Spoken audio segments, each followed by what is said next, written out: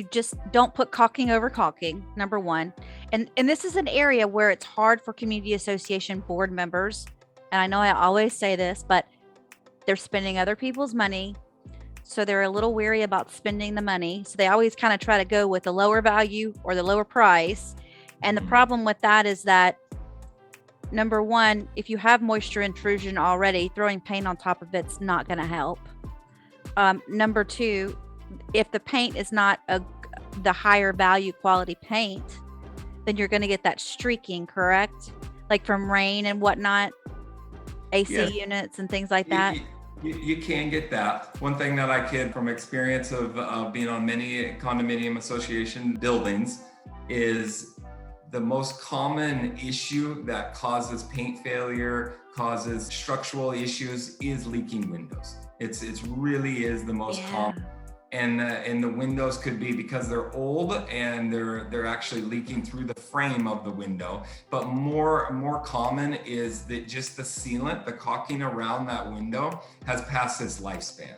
And so typically they last maximum 7 to 10 years. But most of the associations have caulking around their windows that are 25 plus years. And they've gone through multiple paint cycles. They get painted over and over. They're cracking, they're deteriorating at that point.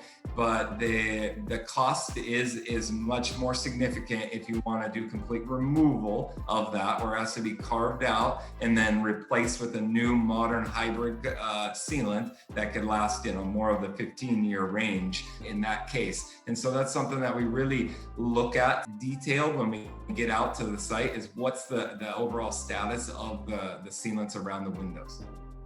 And I guess that's something that you just have to impress upon the board. That's part of what the managers do, I know, is they have to just say, look, we're not talking about an issue of tree you're going to plant and getting the most expensive tree. We're talking about the structure of your building that could be affected by not putting the quality waterproofing products on the building itself to start with.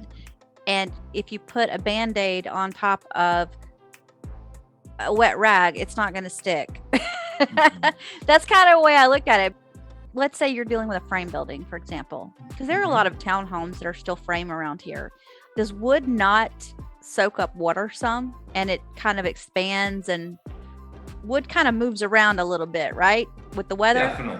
Definitely. It absorbs the moisture and it retains that moisture. And if it doesn't dry, it dies, is what an engineer has always taught me. And so if that wood's getting wet consistently by getting through sealants or getting through the paint or stucco or whatever the substrate is, and it gets wet and it doesn't have the ability to dry out, then it rots and decays.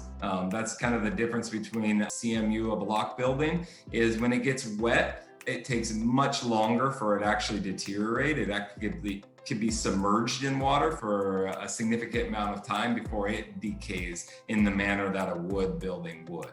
And so it's going to happen a lot faster.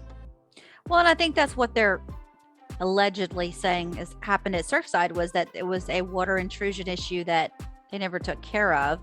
And it was from the inside, eating the building technically from the inside out in a way, that's a weird way of putting it, but